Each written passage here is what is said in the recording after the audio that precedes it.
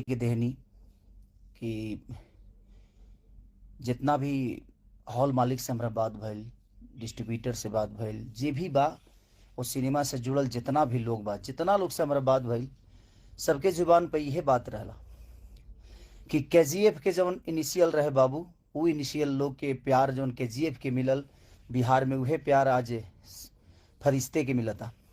तो दिल से प्रणाम। आनंद मंदिर से लेके छपरा से लेके हाजीपुर से लेके सीतामढ़ी से लेके मोतिहारी तक, इनके से आपके पटना के बीना सिनेमा, हर जगह से एगो इतना पॉजिटिव और यह प्यार हम चाहता नहीं कि वो लोग हर दिन दी, हर रोज अगर यह प्यार मिल गई ना, ज़्यादा ना ज़्यादा से ज़्यादा 4 सप्ताह ये प्यार और आशीर्वाद रहुआ सबके जे भी देख ले बा, लागत है कि ना ये बेहतर सिनेमा बा, परिवार के साथ देखे लायक बा।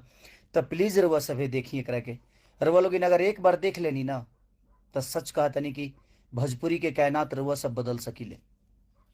आज आनंद मंदिर के गेट तक ले टूट गई है। एगो वीडियो आई रहा हमारा लगे, देख के अच्छा लागल है, ठीक बार नुकसान भइल, लेकिन पहली बार आज एगो साउथ फिल्म के केजीएफ के तरह ओपनिंग माने बहुत दिन बाद हमके लागत है 4 से 5 साल बाद ऐसा दृश्य भोजपुरी सिनेमा के देखे के मिलल बा, भोजपुरी एक्टर के देखे के मिलल बा, भोजपुरी डायरेक्टर के देखे के मिलल बा।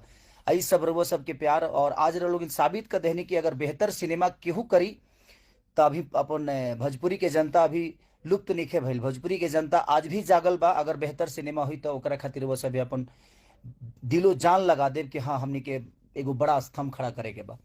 आई ऊर्जा रुआ सब के देख के इतना प्यारा लगता। हम पूरा फिल्म से लेके जितना भी उससे जुड़ल बा लोग, लाल बाबू पंडित जी डायरेक्टर, अरविंद तिवारी जी जे राइटर बनी वहाँ के, हमार कृष्णा बेदर्दी जो उनकी म्यूजिक डायरेक्टर बनी, निशांत उज्ज्वल जी जे सिनेमा के रिलीज कैले बनी, और प्रदीप भैया जे पोस्टर के हर जगह वो लोग पटना में देखा तनी।